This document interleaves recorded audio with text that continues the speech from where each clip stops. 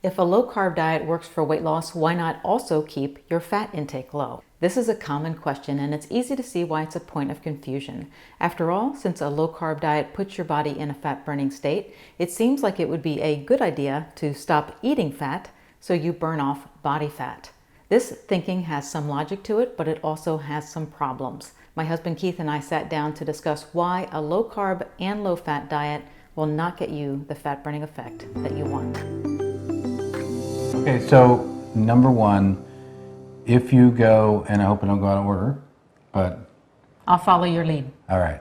So if you go low carb and low fat, that means that you're going to be higher protein. So that has some issues in and of itself.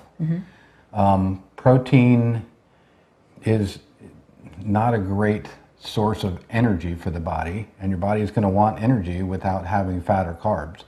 So anything beyond the protein needs that your body has for building tissues or making hormones, those amino acids are going to be taken into the cells and they're going to be converted into glucose. And if that glucose, well, number one, if you've got glucose, your insulin's going to go up, so you can't burn fat. Number two, anything that's excess is going to be shuttled into your fat stores and stored as fat. Right. So you've got 3 macronutrients, right? Those are the ones that are going to supply your body with the most calories. Your body needs calories, and you can talk about that in a second. But if you are taking away the carbs, you are taking away the fat, you're going to need to supplement with higher protein. And like Keith said, you cannot store excess protein as protein in your body. It has to be converted to something else. It get converted to glucose, which can become fat. Right. And the other thing is that if you decide to try and go just adequate protein and you're getting low carbs and low fat, most likely you are pretty low calorie at that point. And you can't go too low calorie for too long without your body ratcheting down its energy expenditure automatically. Now we've read some research before where you can do some calorie lowering as long as you're in ketosis. Right. But without having a lot of fat in your diet, it's pretty difficult to get into ketosis because the protein is going to kick you out of ketosis. Right, which takes us into the next point, which is you need to make your body into a fat burning machine. It's not going to do it automatically for you.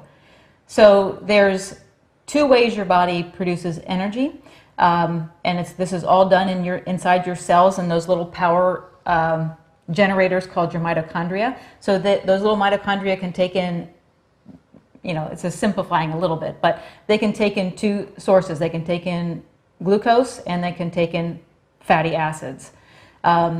Your body, the easiest one for them to burn are the glucose, which is your sugar. So if you just go ahead and say, well, I'm just going to become a better fat burner, but you're cutting out your source of glucose, which is carbs, and you're cutting out your source of fats, which are fats, well, you know what's going to happen? Your body's going to say, we need carbohydrates, because it has not produced the enzymes and the processes that it needs to burn up fatty acids. Yeah, right. So, and I'm not going to talk about the Krebs cycle because my video editor will just speed it up and nobody will be able to hear it anyway. You can talk about it. Okay, but so there are different molecules and different carrier things. Acetyl-carnitine or carnitine, one of the things we've talked about before. If your body's not used to using fat, those things are not going to be around in abundance because the cell doesn't need them. And that's what you're talking about, becoming more efficient as a fat burner. You've got to supply these things. You've got to almost force your body to start burning fat and making ketones. And ketones are the alternate source of energy for your brain and your heart. And that's where we want to get to in a ketogenic diet, which is low carb, high fat, adequate protein. And that's the way that has to work. Yep. So feeding yourself fats gives your body that supply of fatty acids, and it will then start to burn them and prefer them because they are the fuel that is now present. That's right. Yeah, so I think those are kind of the reasons that we have for why you don't want to go low carb and low fat. Fats will help you keep your metabolism strong and get you to become a better fat burner and keep your cravings away as well. Yeah, I think that wraps it up. It was a good question, though. Yeah. Yeah. All right. Hey, thanks so much for watching. Hope that helps. And if it did, please subscribe to our channel here, and we will be back soon with another video. Thanks. See ya. I hate when I have to like remember. Hard to remember when you get old. Did you say that on the camera? Yeah.